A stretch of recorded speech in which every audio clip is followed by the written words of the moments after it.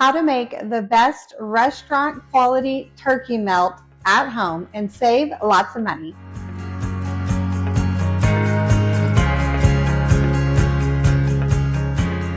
Hi, my name's Christina. I'm with eatingonadime.com. Welcome to my kitchen. Today I'm going to show you how to make the best turkey melt at home.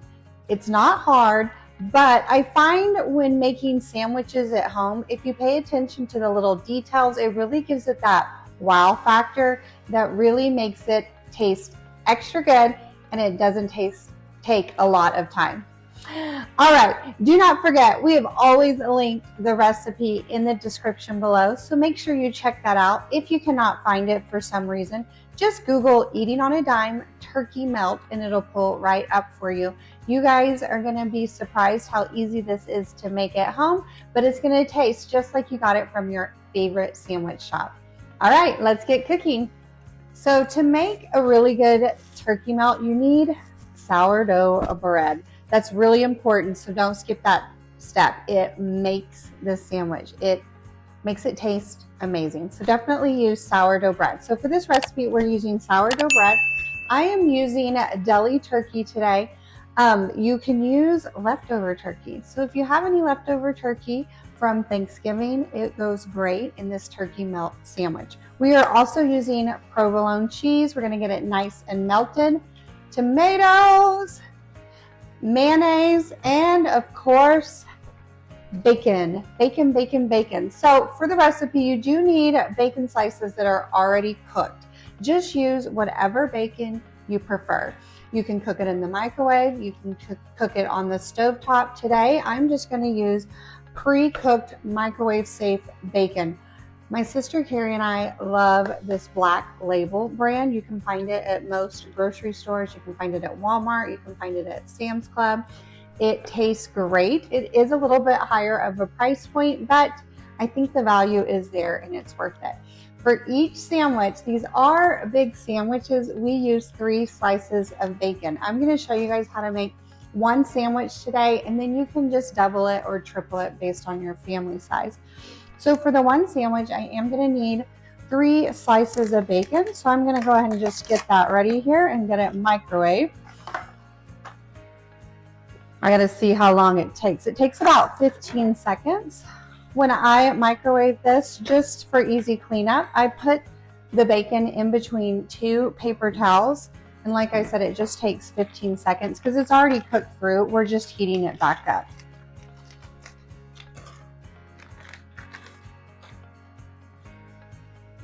1, 2, and 3. And then we're going to take another paper towel and put it on top just to soak up that extra grease. Okay, I'm going to get this in the microwave for 15 seconds and I will be right back. The bacon's done and it is nice and crispy and perfect. So this sandwich is made on the stovetop in a large skillet, but what I like to do is get everything ready because once it gets cooking, it goes pretty fast. So we're gonna get all the ingredients ready here and then we're gonna move it over to the stovetop and get it started. So I'm gonna show you how to make one sandwich today. You will need 2 slices of sourdough bread for one sandwich. So you need a top and a bottom. And again, it does make big sandwiches, so you can share if you would like. First, butter one side of each of the breads, and that's gonna be the side that goes on the skillet side, the skillet down, if you make sense, so that the top is nice and buttery and cooked to golden brown. So I'm just using regular butter that has been softened, just so it's easy to spread on the bread. Well, I say that, but it's a little challenging, but that's okay. Now you can use mayonnaise instead of butter. We do that on our grilled cheese recipe and it adds a lot of flavor. So if you prefer that, you can do that as well. You do you. Spread this on the other side.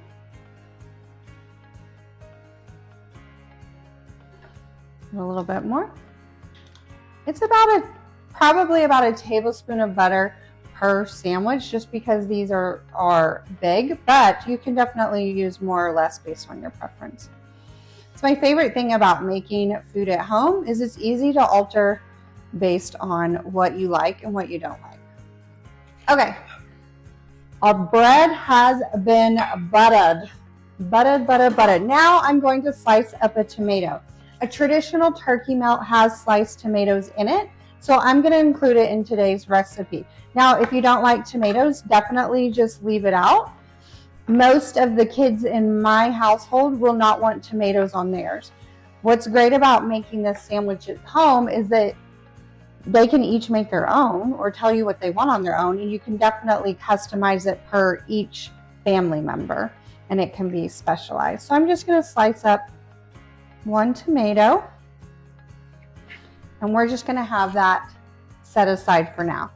Then on one side of your bread, go ahead and flip it, and we're going to put mayonnaise on one side. Again, a traditional turkey melt includes mayonnaise. If you don't like mayonnaise, just leave it off. That's fine. You do you, boo.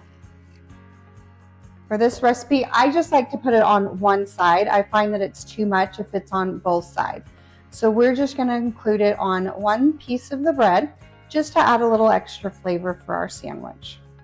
So just one final step before we run over to the stovetop.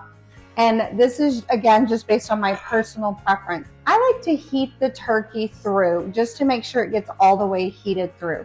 For each sandwich, you need about 3 to 4 ounces of turkey if using deli turkey. If you're using leftover turkey, you could probably use a little bit less. Now, since the sandwich is thick, sometimes it's hard for the turkey to get all the way heated through on the skillet. So what I do is I just microwave the turkey to warm it up, so it helps it heat up quicker. So then when I heat it up on the stovetop, I don't have to worry about there being any cold spots in my sandwich when it's done, because I know I've heated that turkey through. So I just like to put the deli turkey in a microwave safe bowl, and I'm just going to heat it up for about 20 or 30 seconds just to really warm that turkey, and then we're going to head right on over to that skillet to get this sandwich cooking. The turkey's been heated through, so I'm going to take all my ingredients over to my stovetop, and we're going to make this turkey melt. Welcome to my stovetop. So before we cook it, you want to heat a skillet, a large skillet big enough for the bread, over medium-high heat. You don't have to worry about adding any oil or butter. Since we buttered the bread, that will be sufficient. Once it's heated up, take the piece of bread with just the butter only on it and put it buttered side down in your skillet. Then top that bread with 2 slices of the provolone cheese. Layer that turkey that you heated up right on top.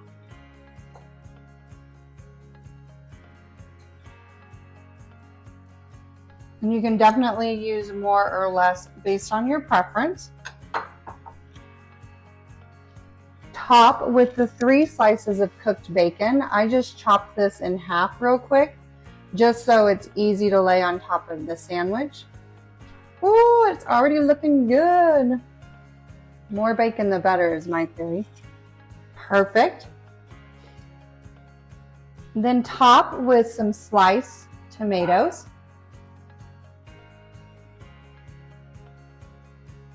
And then finally, place the other piece of bread that has mayonnaise and butter on it. You want to put the mayonnaise side in right on top. I'll allow the sandwich to cook for a few minutes and then just check it and see how it's looking. It looks beautiful. Once it's golden brown, be real careful because it is big when you flip it. Flip the other side, and you're just wanting to cook the opposite side as well. That's a perfect coloring. You can adjust the heat if it's browning too quickly because you want the cheese to melt. Just turn down the heat to make it brown evenly, but not too fast.